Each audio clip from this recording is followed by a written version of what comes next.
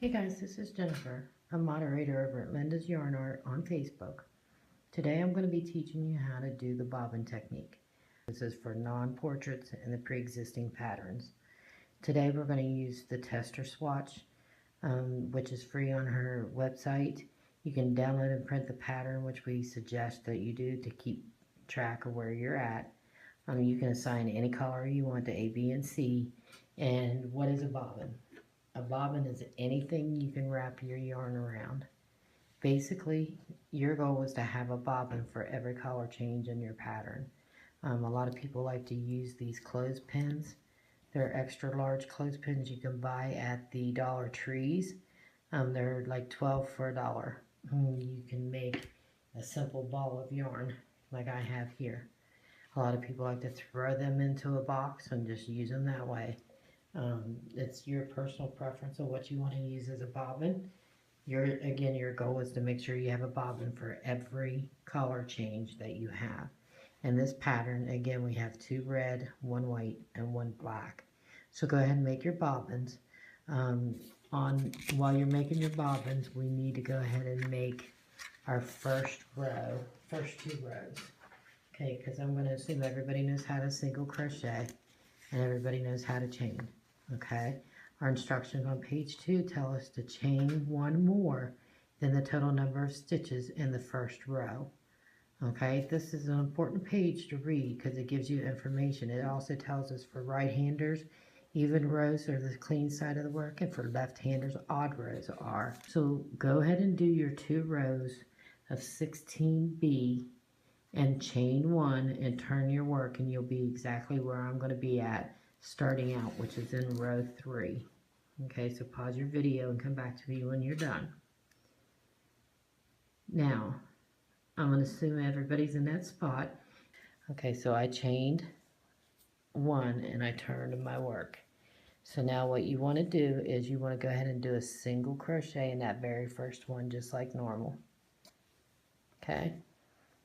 Second one, you want to put your hook in, pull up a loop, and you want to stop. You want to put your yarn in behind your work, and you want to go ahead and go for your next color, which is color C, is our first color. We need 6C. Okay, I do not make a slip knot from my hook. I just wrap my yarn around it, and I pull it through to finish off that stitch. Okay, make sure you leave a long enough tail that you can sew in later. That's personal preference of how long you want to leave your tails. Your goal is just to make sure your blanket doesn't fall apart. So to finish this collar change, you just put your hook in and do a single crochet just like normal. And as I do mine, I go ahead and put my tail in front, and in that way I can see it, and I go ahead and crochet over it just like that. Okay, so there's 2, there's 3,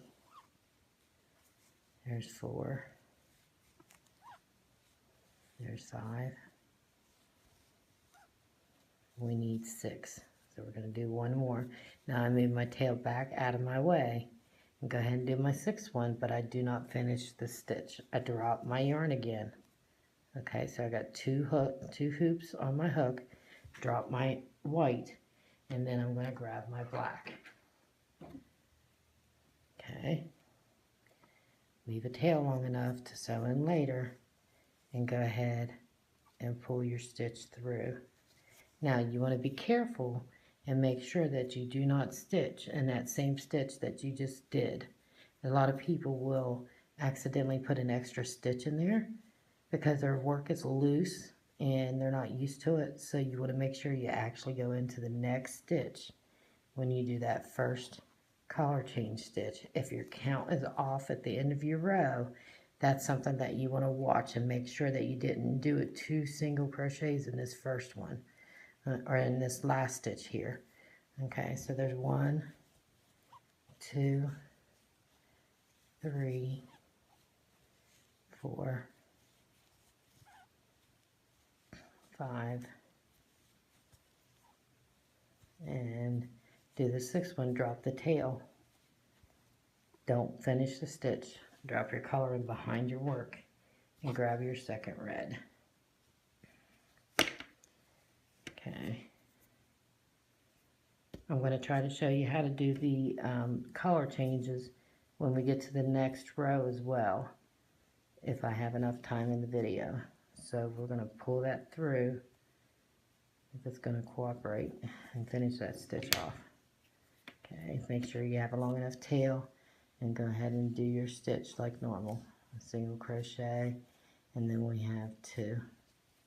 So that should finish off your row 3.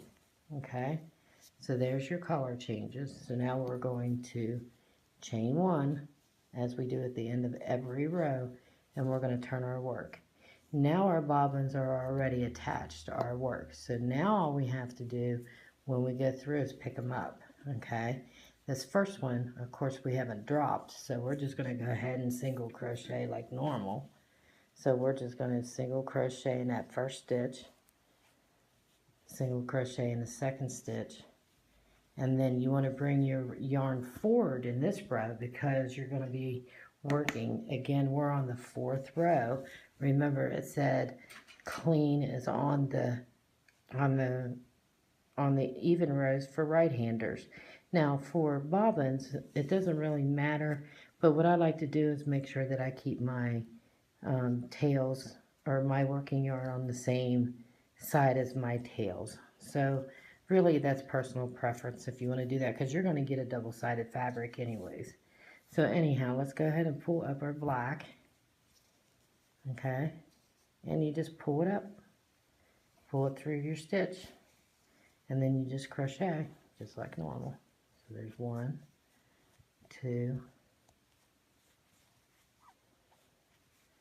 3, 4, 5, and there's 6. Let's do it one more time. Okay, so pull your yarn forward. Okay, you're going to grab that yarn.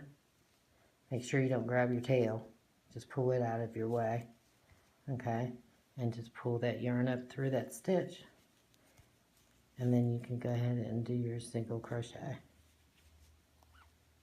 There's 1. Now, it's natural for that to always leave a little bar right here. Okay, when your blanket's done, you're not going to notice that, but that's why there is a wrong side, and that's why I like to keep my tails on the one side, or all my yarns going to the correct side. So my tail's over here, so I'm going to make sure my working yarns are on that. If you get lost on which one you're supposed to do, just look where your tails are, and that's the way your yarn should be pulled, whether it's going to be pulled forward or pulled backwards. So follow your tails. So anyhow, I hope this helps. This is a simple bobbin technique, and this should get you started in the non-pre-existing or the non-portrait or pre-existing patterns. Thanks. Bye.